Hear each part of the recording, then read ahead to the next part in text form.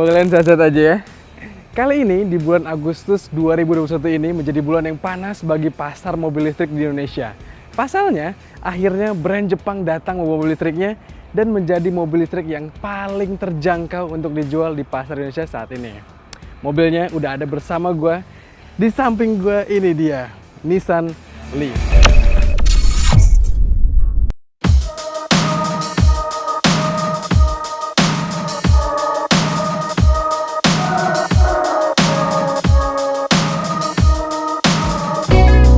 Nissan Leaf bisa dibilang ini adalah mobil listrik yang lumayan populer di pasar global saat ini. Pasalnya, mobil ini pertama kali meluncur pada tahun 2010 dan di tahun 2011-2012 langsung menjabat beberapa penghargaan nih teman-teman. Dari mulai Japanese Car of the Year, European Car of the Year, sampai World Car of the Year.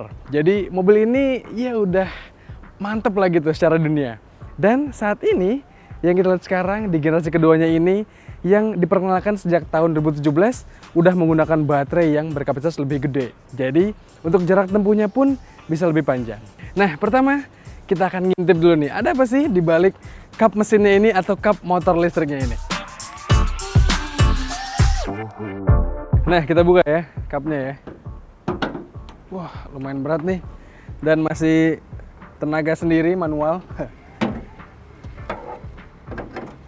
Nah, yang tadi gue bilang, baterainya ini yang lumayan besar, tepatnya di 40 kWh teman-teman. Dan disalurkan langsung ke motor listriknya ini, untuk langsung tenaganya disalurkan ke dua roda depan, alias ini front wheel drive.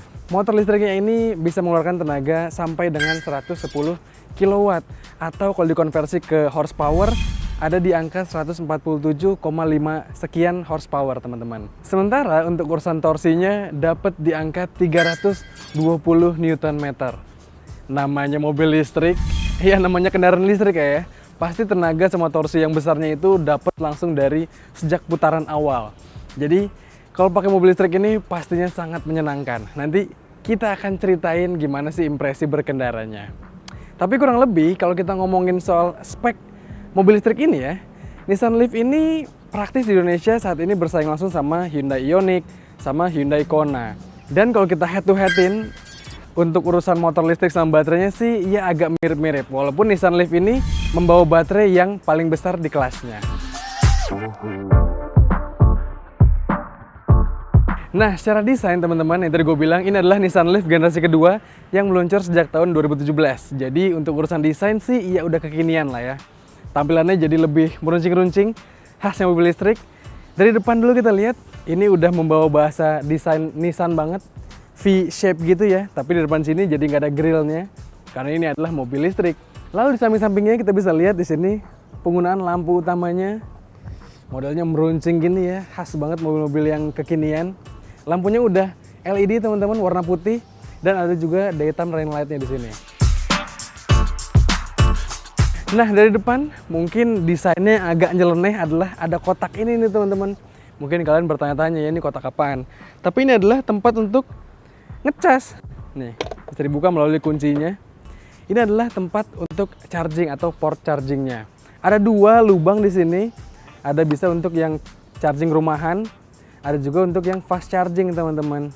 Nah, yang menarik untuk urusan fast chargingnya, dia pakai port yang namanya CHAdeMO teman-teman.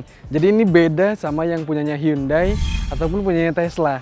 Ini memang jadi Jepang banget lah gitu. Kurang lebih seperti itu. Tapi kalau kalian nanya berapa lama ngecasnya, kalau pakai fast charging sih, gue nyoba dalam waktu 1 jam ternyata bisa ngecas memang kurang lebih 80% lah. Jadi untuk ngecas mobil listrik sekarang sih udah sangat-sangat mudah kalau di kota besar yang udah banyak SPKLU-nya.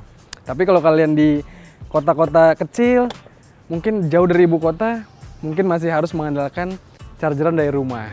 Oke, lanjut kita ngomongin desainnya dari samping sekarang.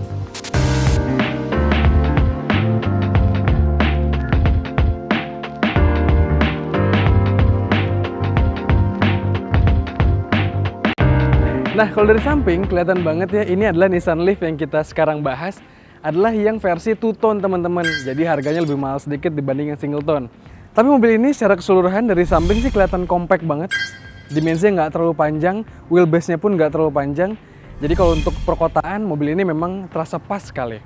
Kita lihat detailnya teman-teman. Rodanya dulu, dia pakai pelek ring 17. Peleknya nggak neko-neko desainnya ya, nggak kayak mobil listrik kekinian yang desainnya suka aneh-aneh kadang-kadang. Ini masih kelihatan cakep gitu, masih kelihatan klasiknya. Dan juga dibalut sama ban dari Dunlop ukurannya 215 per 50 ring 17 pastinya.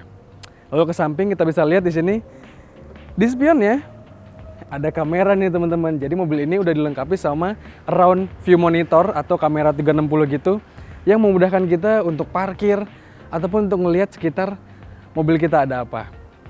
Dari samping sih nggak ada yang neko-neko ya, paling di sini ada emblem zero emission, menandakan mobil listrik banget. Dan kita geser ke belakangnya sedikit. Di sini bentuk atapnya itu garis desainnya seakan-akan floating gitu ya. Tapi ini plastik teman-teman. Dan rasanya kalau kalian beli Nissan Leaf ini memang wujudnya nggak terlalu kelihatan kayak mobil yang futuristis gitu. Masih kelihatan siluet mobil yang zaman-zaman sekarang lah gitu. Jadi nggak terlalu menakutkan, nggak terlalu agresif, dan juga lumayan low profile nih.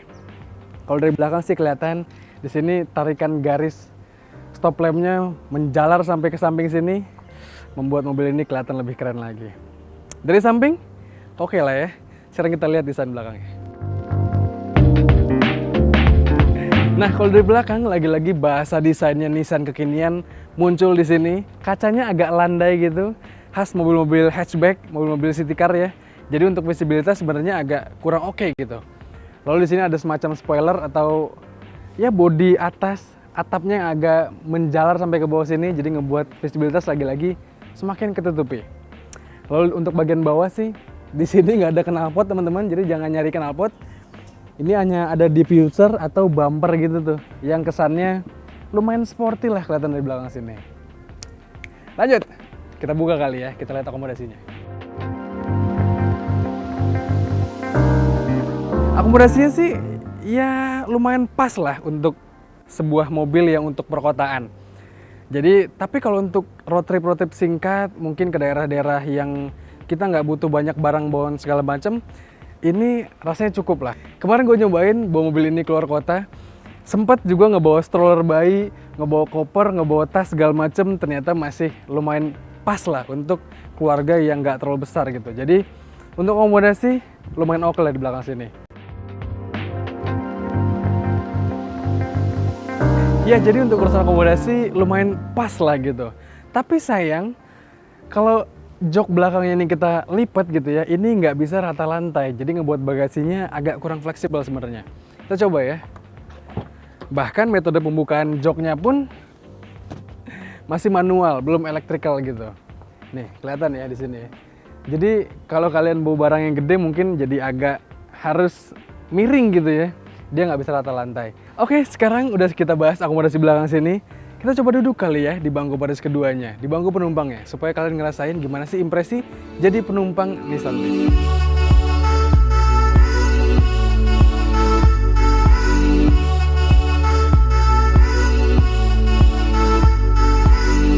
Nah teman-teman, duduk di bangku baris keduanya atau jok penumpang dari Nissan Leaf ini, di belakang sih untuk gua yang punya tinggi 175 cm, terasa agak ngepas gitu ya.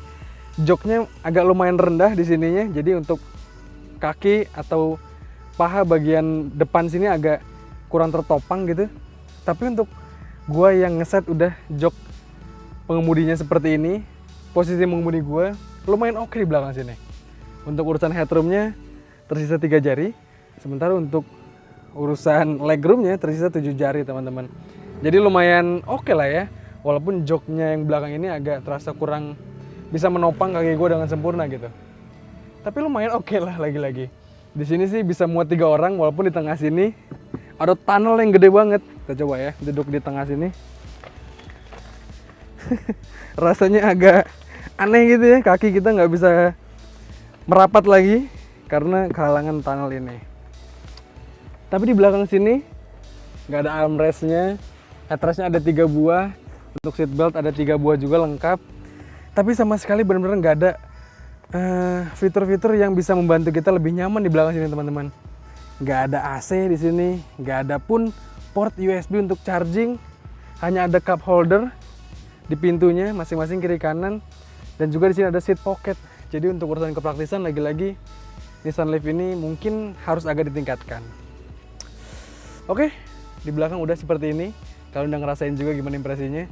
Sekarang kita pindah ke depan untuk kita lihat gimana sih impresi duduk di bangku pilotnya.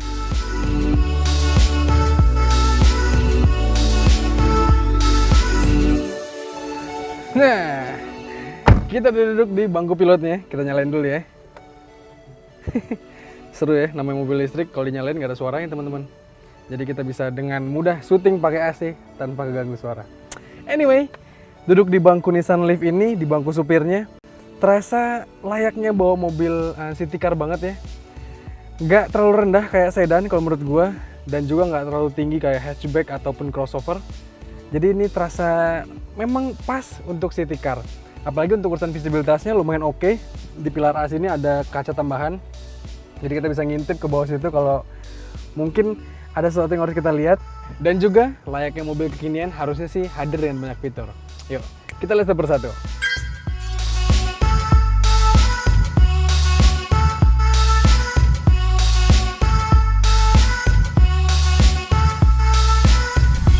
Lanjut, kita ke tengahnya teman-teman.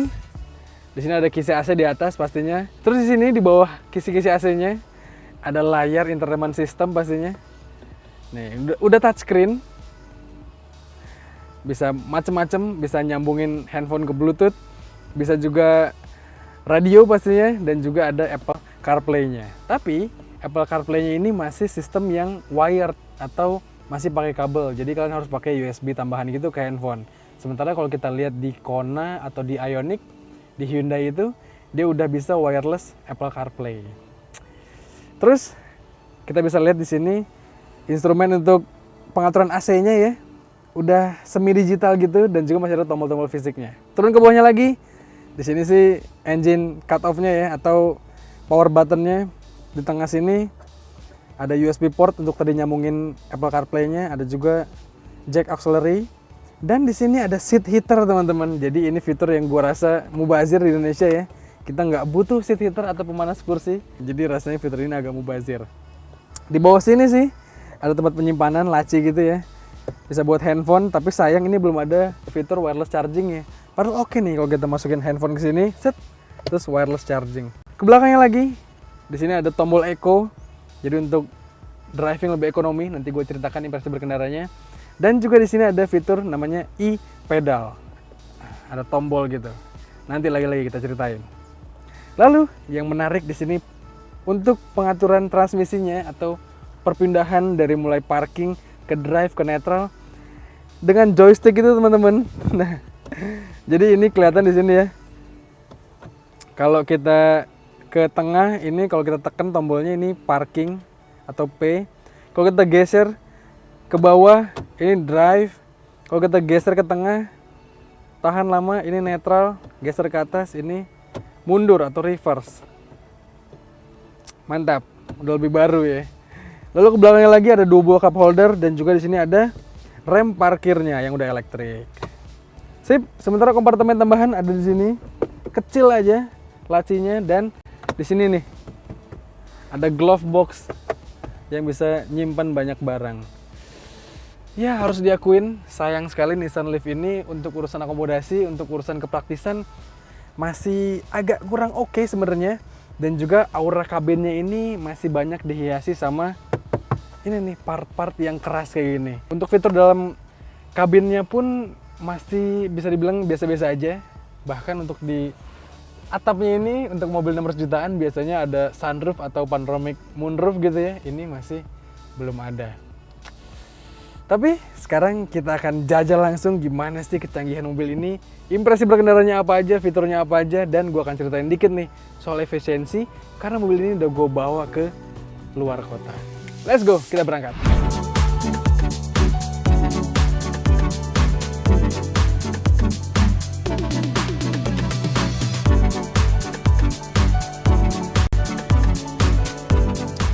Nah, yang pertama gue ceritain adalah menyenangkannya pakai mobil listrik adalah mobil ini tuh benar-benar nggak ada suara sama sekali teman-teman. Ini kita karena lagi posisinya diam di lampu merah, jadi mungkin kalian nggak akan dengerin suara apapun. Tapi kalau kita jalan nanti ada sedikit road noise dari ban mobilnya. Tapi kalau kalian ganti pakai ban yang lebih mahal lagi mungkin bisa lebih teredam lagi, jadi makin menyenangkan. Tapi dampaknya adalah suara luar tuh kerasa banget, apalagi kalau ada knalpot bising, ada suara pembangunan, jadinya makin kerasa banget gitu lah. Terus juga yang menyenangkan mobil listrik adalah pastinya mobil ini tuh punya tenaga dan torsi yang tadi gue bilang ya, dapat langsung di putaran bawah teman-teman. Jadi ketika kita becek gasnya, tenaganya tuh konstan langsung keluar. Inilah menyenangkan mobil listrik. Tapi tenaganya pun disalurkan dengan smooth nih kalau di Nissan Leaf ini. Hanya ada 2 mode berkendara, ada yang normal kayak gini, nggak ada apapun, nggak ada interupsi apapun, dan juga ada yang tadi gue ceritain ya, ada Eco Mode. Kalau pakai Eco, nih gue tunjukin ya, kita pencet Eco-nya. Nah, tenaga itu jadi sedikit tertahan, bahkan untuk nanjak pun rasanya jadi butuh effort lebih gitu. Ini gue tunjukin rasanya, gas masih di Eco, tiba-tiba kita buka ya. Tuh, mobil terasanya akan langsung melaju, jadi kayak langsung lepas gitu dari hambatannya gitu. Jadi memang fitur Eco ini karena untuk kebutuhan efisiensi yang lebih, jadi mobil dijaga agar nggak seruntulan gitu. Tapi gue pribadi lebih suka pakai fitur yang tanpa Eco ini. Nah, mode berkendara ini sayangnya nggak ada mode sport kayak di kompetitornya. Kalau di Hyundai Kona atau Hyundai Ioniq itu ada mode sport ya, jadi bisa mobil tuh lebih pol-polan gitu. Tapi yang gue rasakan ternyata top speednya dari yang kita uji di jalanan yang lurus gitu ya, ternyata mobil ini tembus di angka 151 km per jam. Klaimnya sih sekitar 155-an, tapi yang gua tes ternyata ujinya sampai 151. Jadi udah lebih dari cukup. Dan untuk mendapatkan kecepatan segitu tuh nggak butuh effort lama-lama, tinggal gaspol bejek, mobil langsung meluncur cepat. Tapi mobil ini terasa aman karena ada fitur-fitur keamanannya kayak traction control atau stability systemnya. Jadi mobil ini walaupun kita pakai seruntulan, kebut-kebutan, mobil ini akan tetap terjaga. Makanya mobil listrik jadi agak kurang fair ya kalau dipakai untuk drag race. Nah lanjut, abis dari mesin, yang tadi gue bilang ya berarti mesinnya udah enak banget, dipakai di segala kondisi enak. Dan kita ngomongin sekarang handling serta suspensinya. Mobil ini karakternya tuh khas banget Nissan, yang suspensinya tuh cenderung lembut. Tapi karena ini mobilnya mobil listrik yang baterainya disimpan di bawah dek, jadi center of gravity-nya benar-benar baik banget, disimpan di tengah gitu titik beratnya. Jadi mobil ini walaupun kita belok-belokin, nah terasanya nggak limbung sama sekali teman-teman. Paling ada sedikit body roll ketika kita belok yang agak agresif lah gitu. Tapi overall mobil ini secara suspensi menyenangkan, handlingnya pun menyenangkan, apalagi karena ini sebuah city car yang dimensinya nggak terlalu besar. Jadi untuk selap-selip di kemacetan atau putar balik pun masih nyaman banget.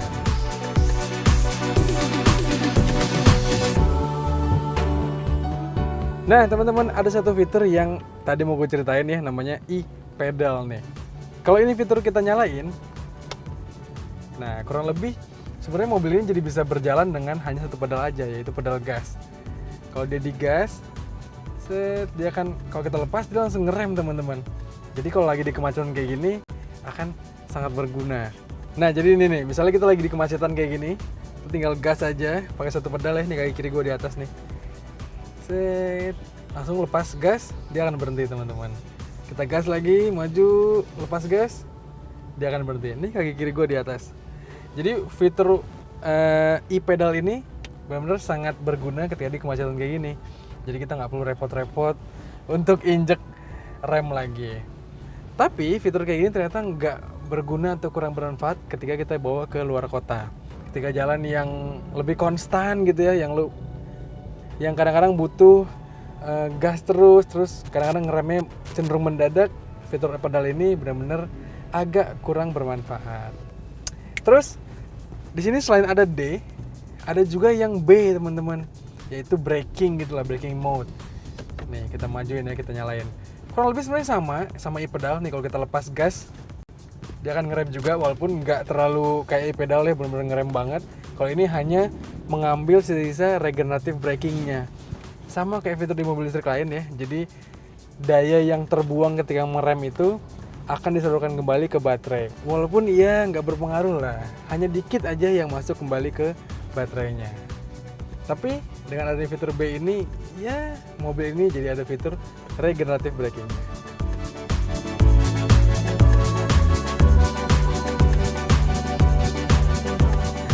Nah lanjut, sekarang kita ngebahas untuk urusan efisiensinya teman-teman. Mobil ini kayak yang tadi gue bilang di awal, gue udah ngetes untuk dibawa keluar kota. Walaupun agak-agak gamang gitu ya, agak-agak ragu awalnya. Karena takut stasiun pengisian listriknya nggak nemu gitu di jalan, tapi ternyata teratasi semua. Gue cerita dulu soal tripnya nih teman-teman. Gue sekali jalan, tepatnya Jakarta ke Bandung, itu menempuh jarak 143,3 km jauhnya. Dengan durasi tempuh 2 jam 24 menit. Ternyata dari baterai yang ada waktu itu 90%, tersisa 41% ketika gue sampai di tujuannya. Berarti baterainya ini terpakai 49% teman-teman. Untuk rute Jakarta-Bandung yang tadi.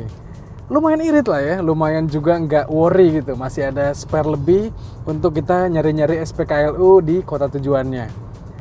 Dan kalau kita kasarnya, kan baterai ini satu fullnya 40 kWh. Berarti 49%-nya yaitu 20,4 kWh teman-teman. Kalau kita kalikan ke rupiah nih, katakanlah satu listrik 1 kWh-nya rata-rata kan 1.444 rupiah ya kalau rumah-rumah kecil. Tapi kalau dengan PPN segala macam, katakanlah 2.000 rupiah. Berarti mobil ini untuk jarak tempuh yang gua alamin Jakarta ke Bandung dengan jarak tempuh 144,3 km itu butuh biaya sekitar 40.800 rupiah teman-teman untuk sekali jalan. Itu bener-bener irit banget karena yang segitu tuh mungkin akan sulit didapatkan di mobil-mobil bensin. Seirit-irit mobil bensin pun rasanya akan sulit untuk mendapatkan angka 40.800 rupiah. Jadi untuk urusan efisiensi memang mobil listrik ini harus diacungi jempol dan memang harus diakuin jauh lebih irit dibanding mobil bensin.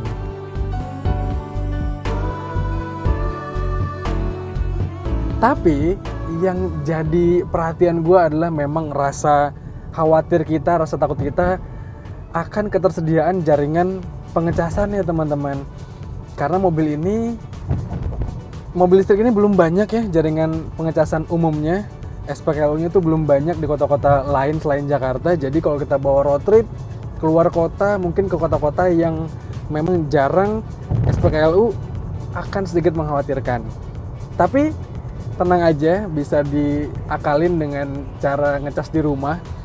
Karena Nissan Leaf ini juga dibekali sama portable charger, disimpannya di belakang teman-teman. Portable chargernya itu dicasnya di depan tadi yang gue tunjukin ya.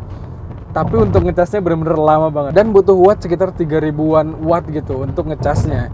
Jadi kalau listrik rumah kalian 900 watt udah pasti nggak bisa. Listrik rumah 2200 pun nggak bisa. Listrik rumahnya minimal harus 5.000 lah mungkin ya, supaya ada spare 3.000 untuk ngecas mobil listrik ini dengan jarak pengecasan yang lama. Jadi memang kesimpulannya untuk mobil listrik ini ya ada baiknya saat ini dipakai di jalanan yang udah terukur lah gitu. Kalian harus tahu dulu di mana ngecasnya, di mana jarak tempuhnya seberapa jauh, harus tahu dulu. Jadi nggak usah lama-lama nungguin infrastruktur lah, kita rubah aja pola berkendara kita. Jadi harus lebih terukur segala macam semua, supaya pakai mobil listrik ini jadi lebih nyaman. Oke, kurang lebih kayak gitu teman-teman. Impresnya udah gue jelasin semua, detailnya udah gue jelasin semua. Intinya mobil ini menyenangkan. Tapi untuk menyimpulkannya dan menutup video ini, kita balik lagi ke tempat syuting tadi dan akan gue jelasin kesimpulan.